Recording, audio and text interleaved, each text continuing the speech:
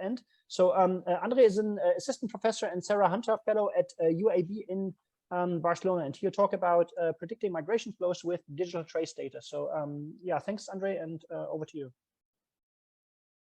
All right, so I assume you can see my slides and hear me well now? Yeah, so, all good.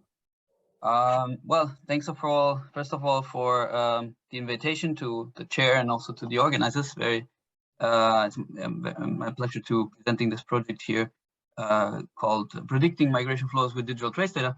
Now, let me say we already had 2 fantastic presentations, and I think it's very related, the project I'm going to show you.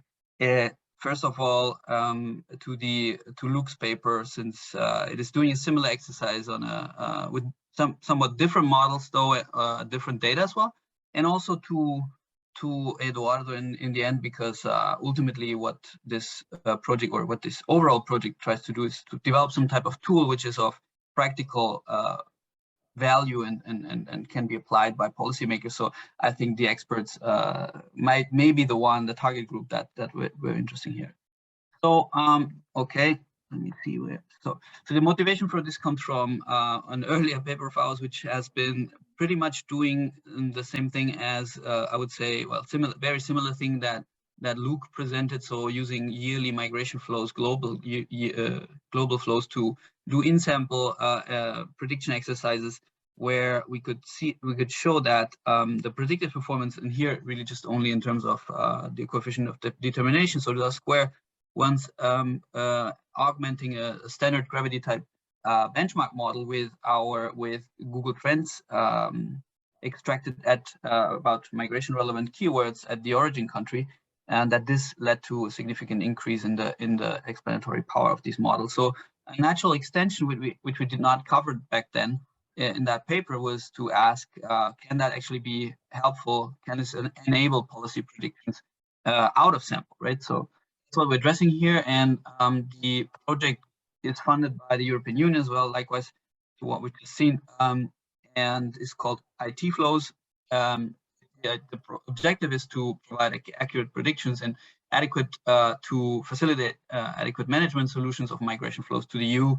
And so the UAB, the university where I work at, is leading this project. The subtask here, where we experiment with Google Trends as digital trace data as additional predictors, is formed. The team is formed by UAB and IFW. So myself and Tobias Heidel and I are taking the lead here.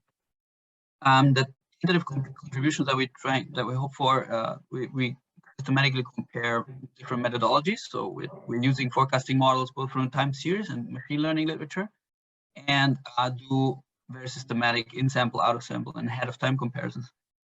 We also innovate on our keyword selection approach, so as to extract migration-relevant keywords from Google Trends and compare predictive performances of these models over a host of specifications and lags and horizons and migration flows. A few words on Google Trends data, although I guess in this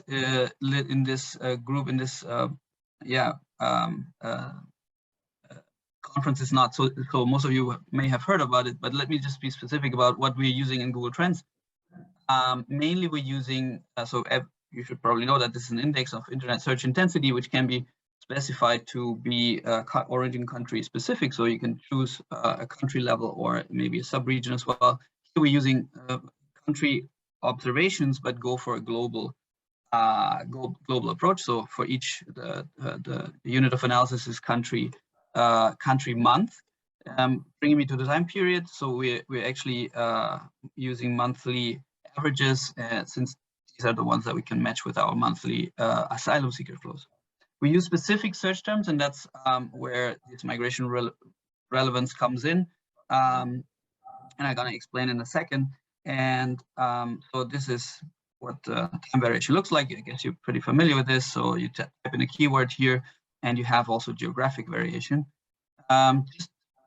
Just a very brief anecdotal example. So for embassy, the keyword embassy, relative search intensity in Afghanistan, and passport in Venezuela, and refugee in Syria.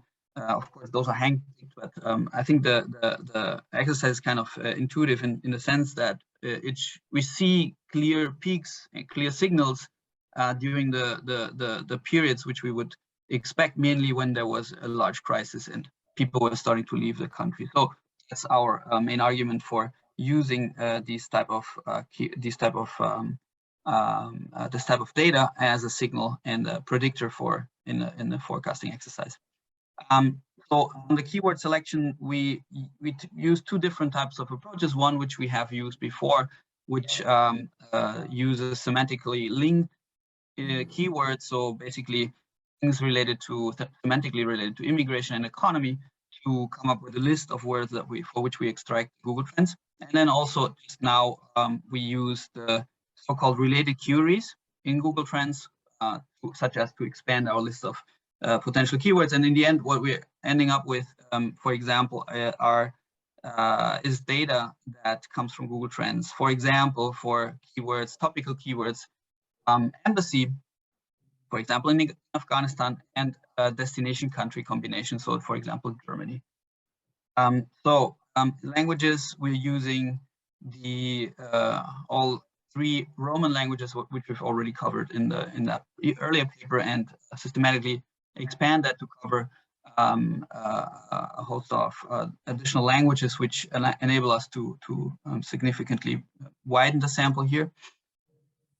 And we have some further predictors, of course, similar event data as we've seen in the first project as well. ACLAD for conflicts, EMDAT for catastrophes, for political events, rain, and LV. And some socioeconomic indicators, predictors as well from ILO, IMF, Eurostat, and FAO. The nice thing about all of those are that they are in fact available to be either aggregated at the monthly level and or directly at the monthly level. So total of 943 possible predictors, theoretically, I must say, because as you can imagine, there are problems with missing data.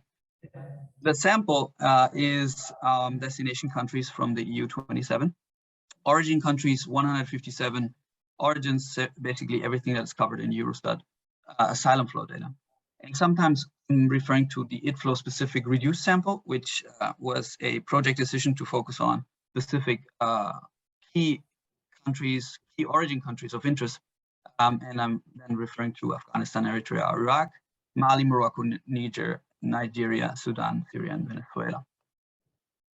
Just quickly, some descriptive statistics which show you as well that there's pretty much different coverage, and we have to be very selective in using certain indicators just because they have many missing values.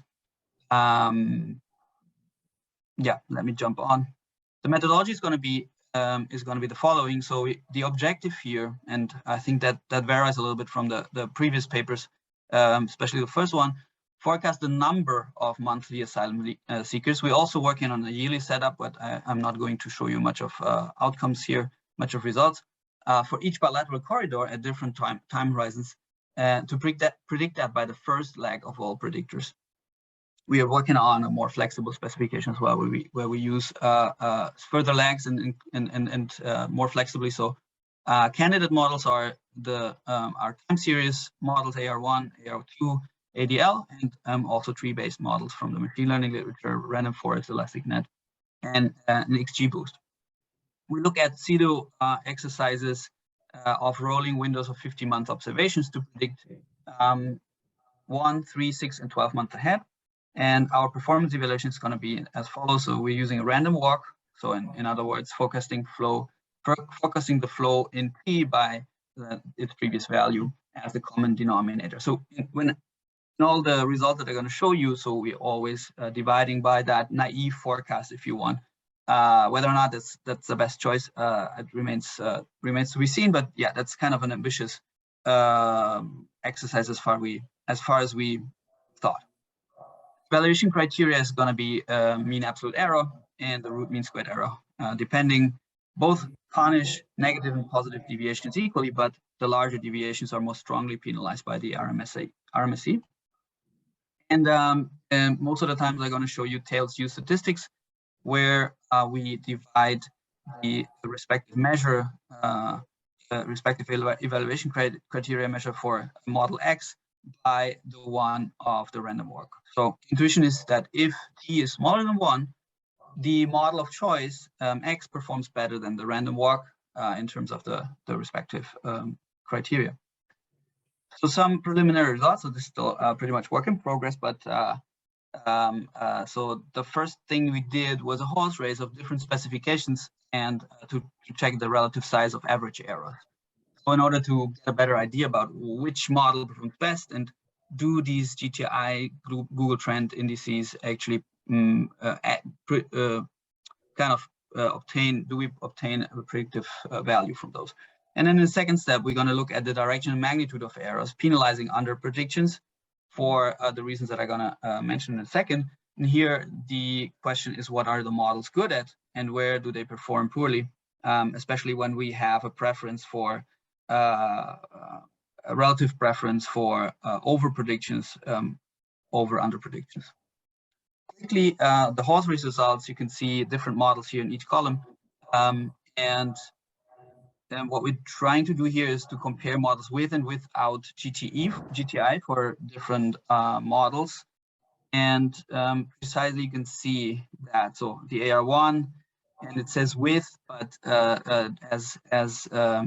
based on the definition of the AR1 and the AR2 in this case, there are no GTI variables. So it's all forecasted by previous values, of course.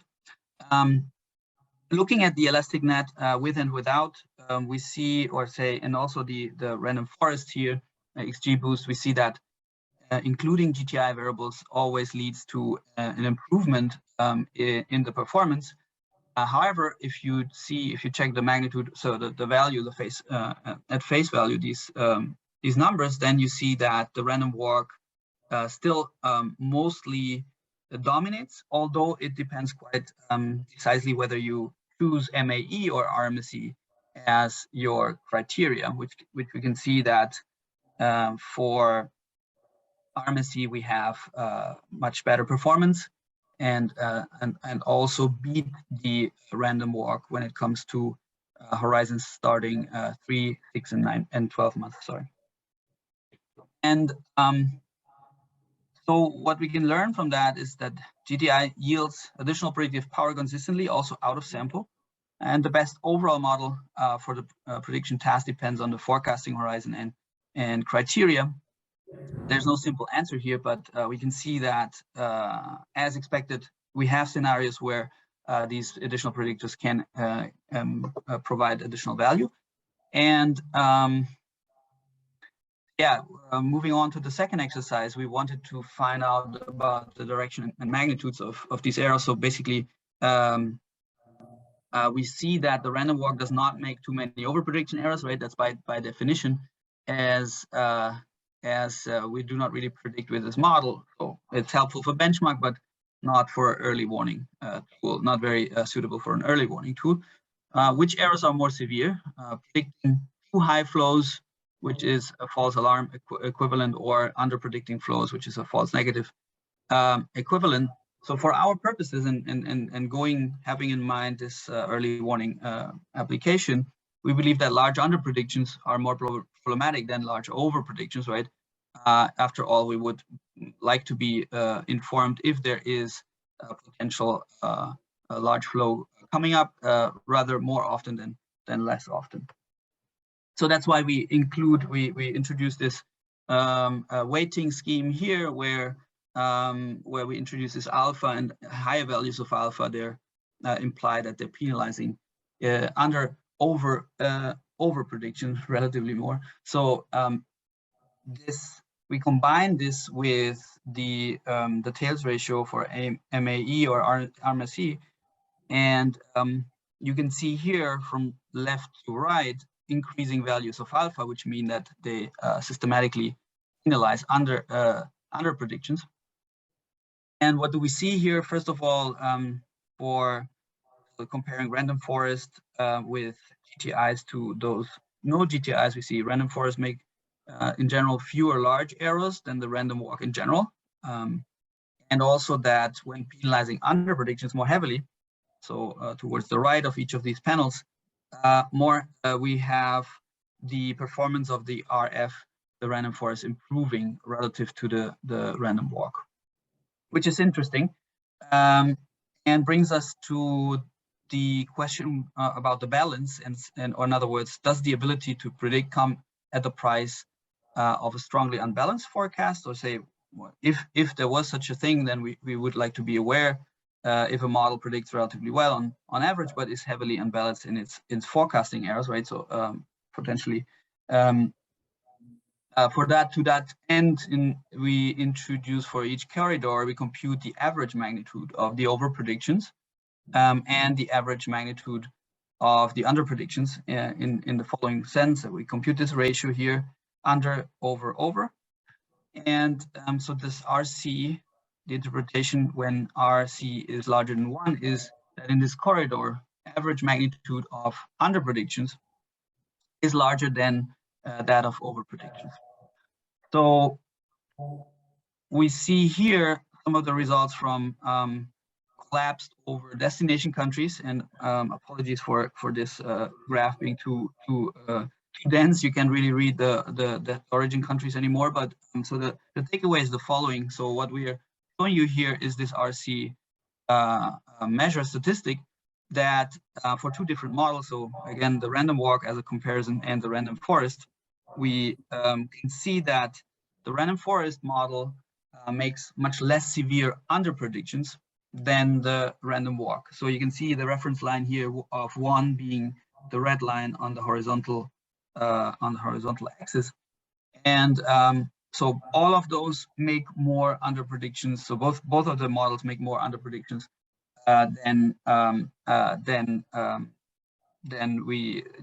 over predictions, but the random forest model is doing so much less severely. Okay, and that also holds when we look at statistics across all origin countries. Here we average it over the destination countries. Some additional results, and I think that's kind of the part where most of the action is in right now. So we are also looking at, since in some setups computational power is an issue, and it takes quite a while to deal with that many predictors and potential lags as well. We have also, for the reason that I mentioned before, that there are certain focus countries that the IT flows project is particularly interested in. We restrict our samples to the 64 corridors that IT flows has kind of settled on. We see in general, compared to the horse race I showed you before, that just focusing on that sample, we actually see relatively worse performance in terms of this tails U.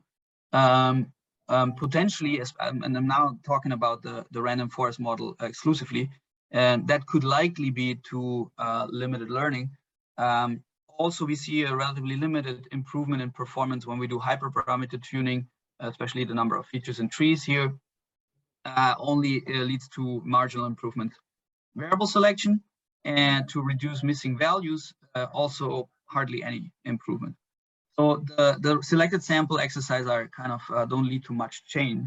What is interesting though, and I think especially related to the previous discussion about what is a practical setup, is the second part here, where we look at basically predicting only, so forgetting all of these 1,000 predictor variables that we can get from the World Bank and whatnot, and just go to GTI exclusively. So which has the big advantage that this is very suitable for early warning, because it's data that is available on a daily basis, right? So I could use that, I could do this exercise today for yesterday.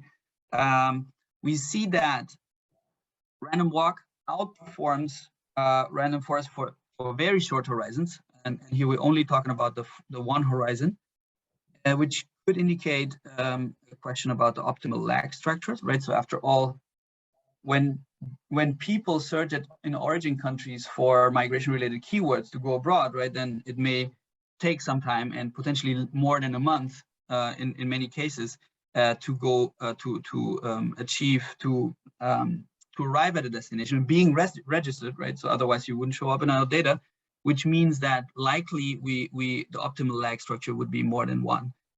And when we look at these larger lag structures or larger horizons, we actually see that very significantly, the random forest outperforms the random walk for those horizons. And in work in progress, we are focusing our attention on experimenting with flexible choices of lag structures in the random forest environment, and to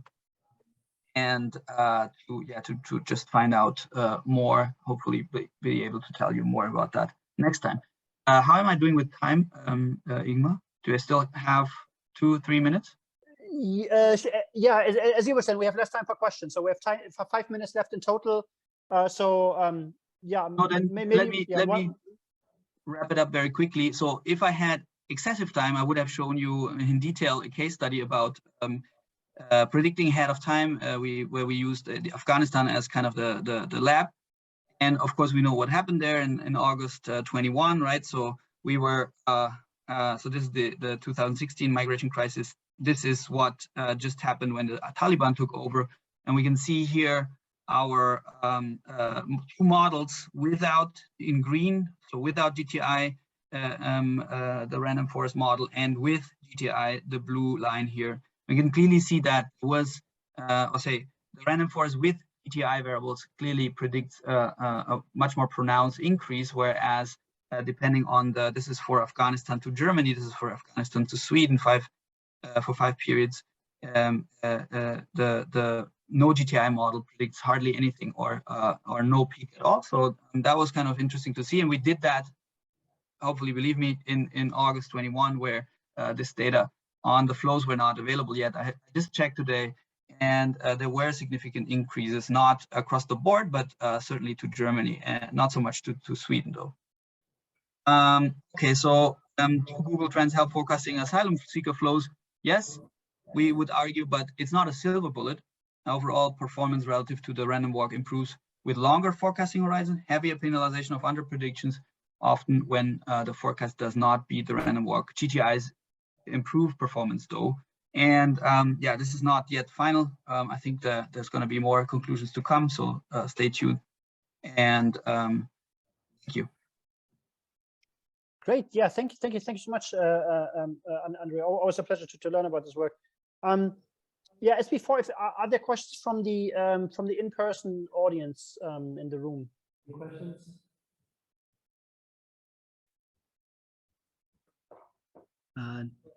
Yeah, go ahead. Yeah, so you mentioned in the presentation that you value under-prediction. Can you relay the question via mic? Sorry. Yeah, I might have to re-speak it up here, or feel free to come on up. Yeah, please.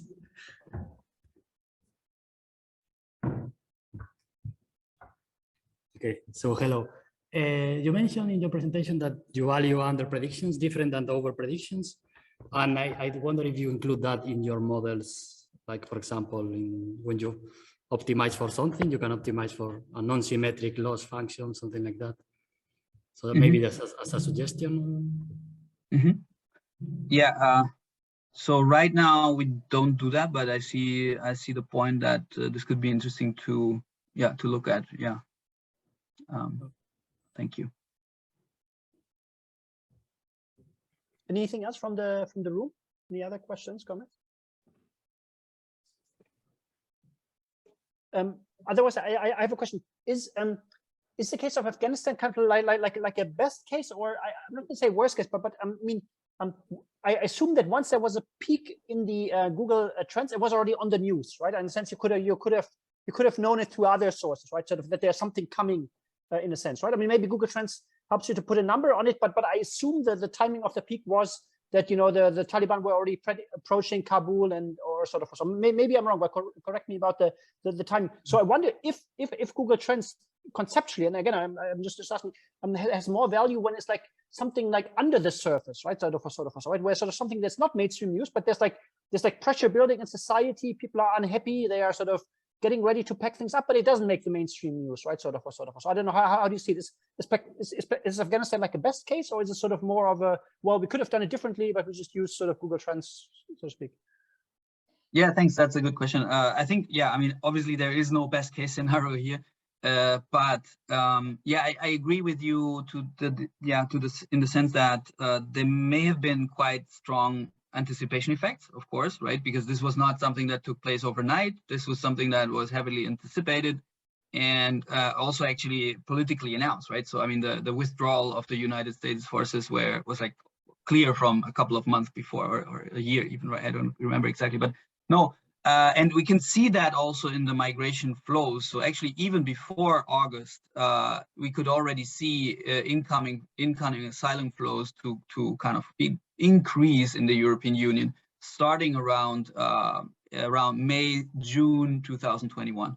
So not to the same degree like as it happened after the Taliban finally took over, but no, of course, I mean, that's a very valid point, right? What would happen is likely, at least with the lag structure we're using, is that this would potentially kind of make our predictions some type of, at least in a linear thinking, right, would make it potentially underestimated, right? So yeah, but yes, that's a valid point. I mean, we were actually looking at other examples as well.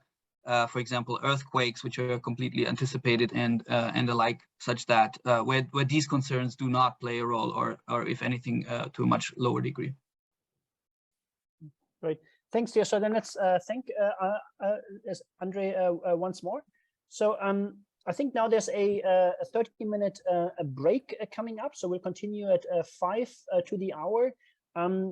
If the next three speakers are already available, I believe Jana is probably there in the room. Maybe she can already test the in-person setup. And Lisa and Rebecca, in case you're already on the call, maybe you can test the screen